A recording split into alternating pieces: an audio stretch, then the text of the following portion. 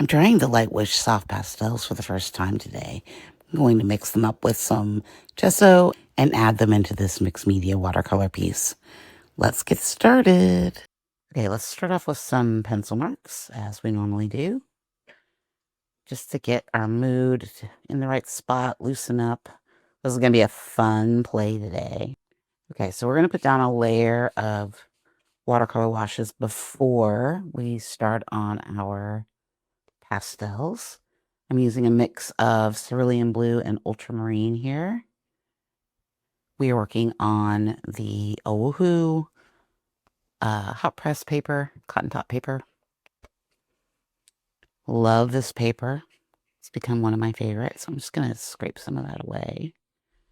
Let's come in with a bit of the manganese blue. You guys can see what just a little bit of difference it is. It's so pretty. I love it. I think we might need some orange in there as well. So let's get some of a little dab of the English red to put through there. The manganese blue and the ultramarine blue are both granulating colors, so you can see a little bit of texture in the sky. Just want a little bit of that color coming through there. And I'm using my oval or quill brush today. This is a number 9 quill. A cheapy one. As you guys know me, I don't buy expensive brushes because I'm terrible with them. But these are nice brushes. These are the Master's Touch brushes, and they get the job done, especially this big one. Okay. Next thing I want to do is bring in a little bit of wax resist just through here to kind of preserve a little bit of the white. I feel like I'm going to get a little messy today. So I'm just going to come through with this sort of bluish green color. I'm trying to keep this pretty neutral because I really want the pastels to stand out. I'm very excited to see how they look and how they turn out. This is just a little bit of the ochre from Poems About You, one of my favorite colors. And then maybe a little bit darker down here at the bottom with this brown color. Let's come in and make some marks through here. This is the metal rib that I use all the time. I'll leave a link to it above because people seem to love it. It makes the best marks, guys. Best marks. Okay, let's let this dry. So we're going to be using the Lightwish 36 set. These are the skin tone colors, which I found were probably the most neutral that I have found. I wanted something that would complement the darks that I have, but I didn't want something with primary colors. So I did go ahead and swatch these out. These are the colors that came with it. They are a little pastel-y, but I think they're kind of pretty and cool. And I think they're going to really well over watercolor. Just a little gray, a little neutral, nothing too dramatic. But there are some colors in here like this orange that I love. And let's just show you the box. So they came in. This is like the first set, and you can see that they're pretty. They're big sticks. They're full sticks.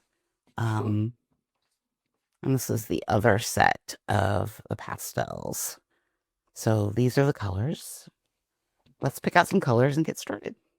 Okay, so here's the colors that I picked out. So the green, the orange, sort of plum color, yellow ochre. They don't have names, but they do have numbers, which is helpful. We'll see how long I keep the paper on. So yeah, let's just kind of get started making some marks. Okay, so the first color we're going to start off with, this is 39, which is a sort of a, it's like a golden color. You can see how they're very easy to put down. I'm going to do this pretty lightly.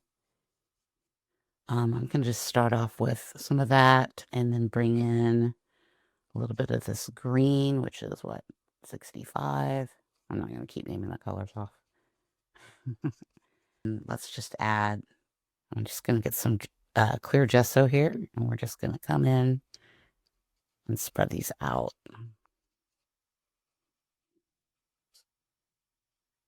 They're pretty easy to get light marks as well as dark marks. And they spread pretty easily with the gesso. But you don't have to use gesso. I just am preferring it lately. Let's come in and do this a little bit through here. I just like the look of it. I think it adds like a fun texture to things. Let's add in some marks. And then you can do this, which is very cool. You can add marks through there, which is awesome. So I'm going to add in a little bit of this brown tone through here. Again, I'm using it a little lighter probably than I can for these beginning layers. I don't want too much color. And when you add in the clear gesso, it tends to make the color extend quite a bit. So you can always add more. It's kind of hard to take things away. As we all know, that is a problem. Okay, I like this. I definitely want to add some of that purple in because I think that's really pretty. And I'm okay if I'm covering up a lot of the watercolor. That's kind of, the watercolor for me was just a base for idea. And I really like what's going on here. Okay, I'm going to let this dry, but I'm going to come in with a little bit of the sort of peachy color just through here a little bit. I like that these are a little harder than the other ones that I had. I think I prefer the harder colors. Let's bring in a little bit of this sort of blue color. I'm fussing with the sky, I know. But we have new colors to play with, so. Something else that we can do is we can come in with some water. And we can spread them out with water. You can also use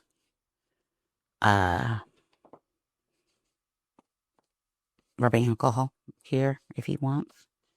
I just wanted some light tones through here, and I probably got a little too dark.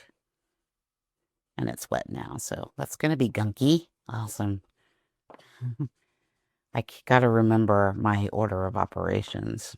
Okay, let's let that dry. Okay, let's come in with some of this orange. I'm pretty excited about this color. It's kind of a burnt, raw, umbery kind of orange. Look how those lines are showing up once we get in there and make some more marks. You can see these go down really easily. And guys, they're only, this 36 set only cost $29. Like, that's less than $1 per stick, which is insane. It's just insane. We're gonna let this dry just a little bit before we come back in. Add in this sort of plummy color through here. I'm not sure if I'm gonna use gesso on this one. I might just leave it sort of scratchy. And you can hear, like, that's the clear gesso. That's how much texture it leaves on there, which is kind of nice.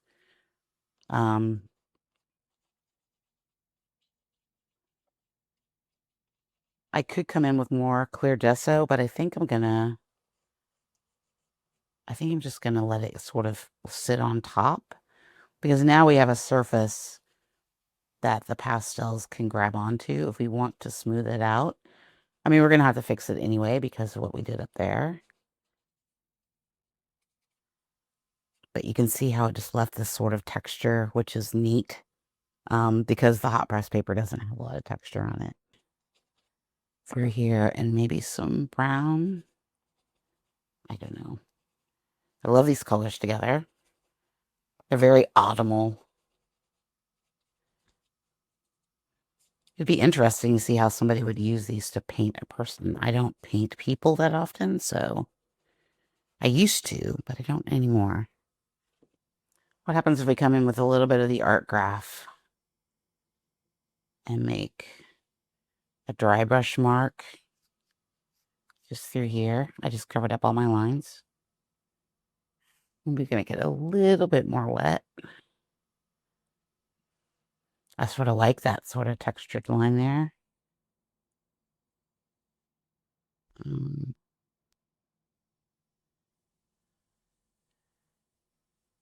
It's a little bit more subtle than what I normally do, but I kind of like it.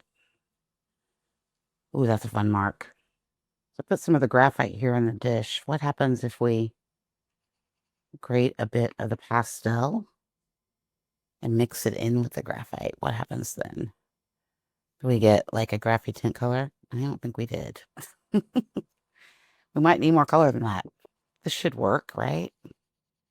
Ooh, it grates really easy, guys. Look how easy that was. I think I just made a big mess. It was a thought. It made it a little warmer. Like you can kind of tell that it's less blue. I added a little bit more and a little bit more gum arabic. I even warmed it up. It's going to take a lot, I think, of that to get it to be colored. So I don't think that's a viable option. But we're going to use it because we made it. So let's do a mark coming down this way. If I can get my brush right. Oh, it's kind of pretty. I love a dark color. What do we think? It's different. You can see that it's different than what we made up there. What if it came down? I think it needs to be maybe a better shape.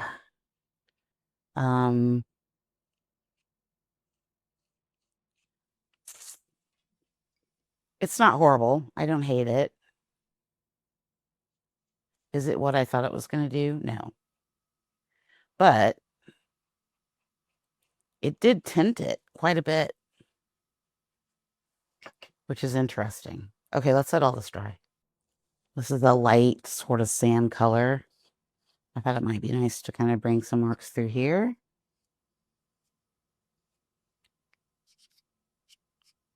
Maybe up into that charcoal just a little bit. Okay, I feel like we're getting close to being done. Okay, I want to add some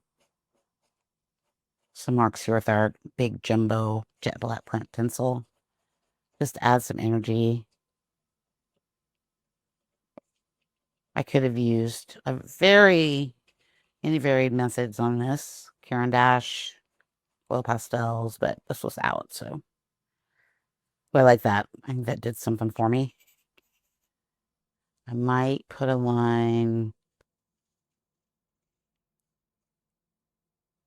I need a crackly line.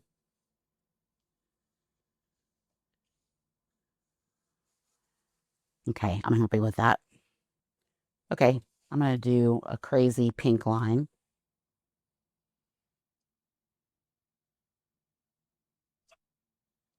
Because I can. I love it. I love a pink line. Sort of a salmon line. It's not really pink. But just a pop of fun. Because you can, right? Okay, here it is with a minute. I like it. I like the how dark it is in here. I love the graphite or the ArtGraf through here. I like the pastels over the watercolor and sort of that. I think the sky turned out really nice. I really do like the pink line. I know it's a bit much, but I like it. I like the purple, the plum color through here.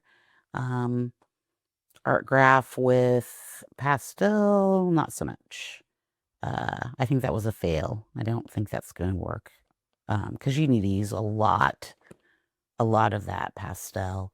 I could have been a bit bolder in the sky, but I think there's a really good sense of light coming through here and then coming down through there and it being so dark.